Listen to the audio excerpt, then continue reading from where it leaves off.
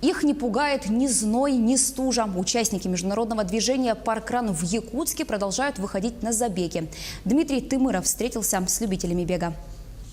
Движение «Паркран» в городе Якутске провел свой первый забег 23 мая этого года. И с этого дня каждую субботу в городском парке они устраивают забеги на 5 километров. Это стандартный маршрут, такие же забеги проводятся и по всему миру. Начали мы наши забеги летом. Они у нас каждую субботу круглогодично, независимо от погоды. Мы собираемся и бежим 5 километров. Бежим 5 километров, у нас есть хронометраж. Каждый участник на финише получает отметку в финишном протоколе о том, за какое время он пробежал, и получает статистику всех своих забегов. Как отмечают активисты движения, участниками забегов пока являются только взрослые люди. Думают, что молодежь в будущем к ним присоединится. Всего у нас порядка 200 зарегистрированных участников в Якутске. Регулярно на забеги приходит от 20 до 50 человек. Летом, конечно, больше, зимой меньше.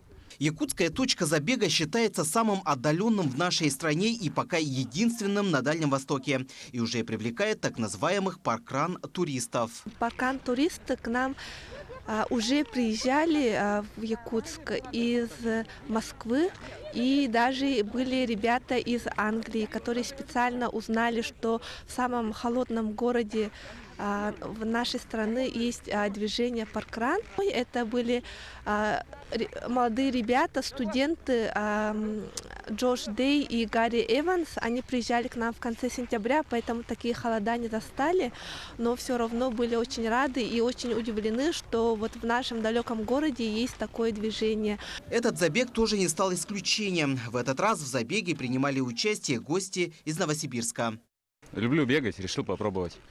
Пришел один раз, и все, мне очень понравилось. Я на Новый год собираюсь домой в Новосибирск и хочу принять участие там в паркране в Новосибирском. Попробовать побежать. Там, конечно, условия не такие хорошие, как у вас в Якутске. Там по набережной бегают, по асфальту, но тем не менее, здесь в парке очень хорошо.